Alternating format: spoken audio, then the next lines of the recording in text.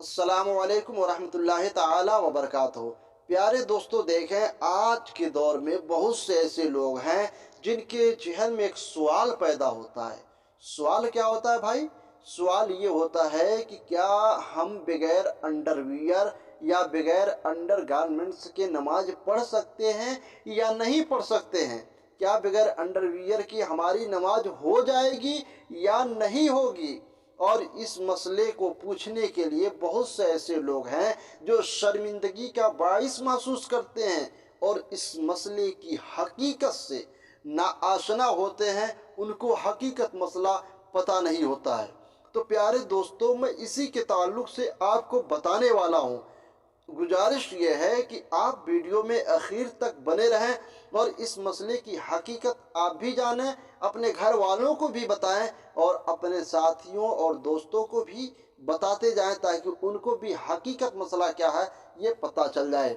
और साथ ही साथ मैं इस वीडियो में एक ऐसा जाब्ता बताऊंगा जिससे आपको पता चल जाएगा कि कौन से कपड़े में हम नमाज पढ़ सकते हैं और कौन से कपड़े में हम नमाज नहीं पढ़ सकते हैं। ठीक है दोस्तों, वीडियो अगर अच्छी लगती हो तो एक लाइक करने के साथ साथ प्यारा सा कमेंट करें और साथ ही साथ अगर आप हमारे चैनल पर नए हैं तो इस चैनल को सब्सक्राइब भी जरूर कर लें। देखें दोस्तों, नमाज के लिए क्या है? नमाज में ये है कि मर्द को सतर औरत का छुपाना ये फ़र्ज है, वाजिब है, ज़रूरी है। और मर्द के लिए सतर औरत क्या है? नाफ के नीचे से लेकर के घुटने तक का छुपा होना जरूरी है, घुटने के नीचे। ठीक है।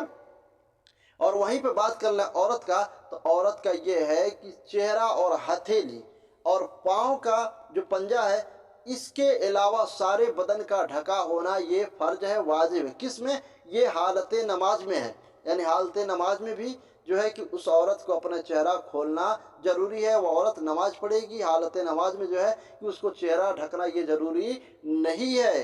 ये सतर औरत है औरत के लिए। ठीक है दोस्तों, तो मैं अब आपको बता दूं कि आप जो है आप चाहे लुंगी से अपने सतर औरत को छुपाएं या पैजामा या पैंट के जरिए आप अपने सतर औरत को छुपा लें और उससे आप नमाज पढ़ते हैं तो बेला झिझक आपकी नमाज हो जाएगी।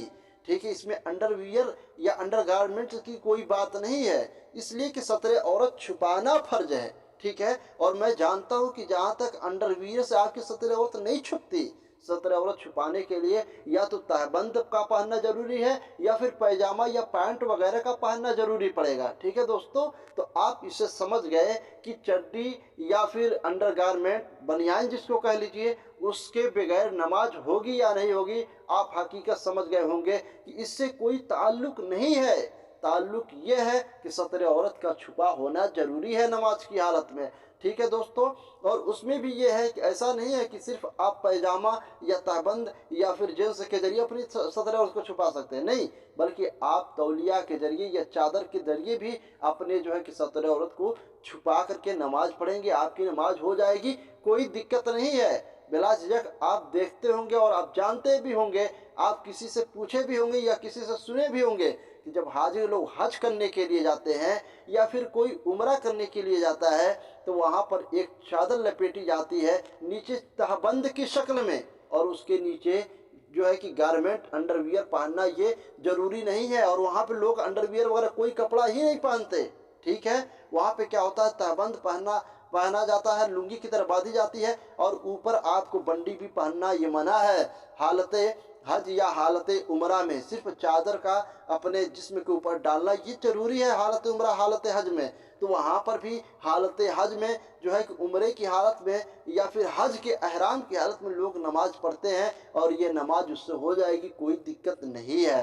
ठीक है दोस्तों, तो आप समझ गए कि हालत नमाज में अंडरवियर या अंडरगारमेंट्स का पहनना कोई जरूरी नहीं है। ठीक है। अब इसके बगैर नमाज हो सकती है। गई बात कौन सा कपड़ा, तो देखिए नमाज के लिए कोई जरूरी नहीं है कि आप कुर्ता पैजामा ही पहन करके नमाज पढ़ें या आप जो है कि तहबंद ही पहन करके नमाज पढ़ें, नहीं।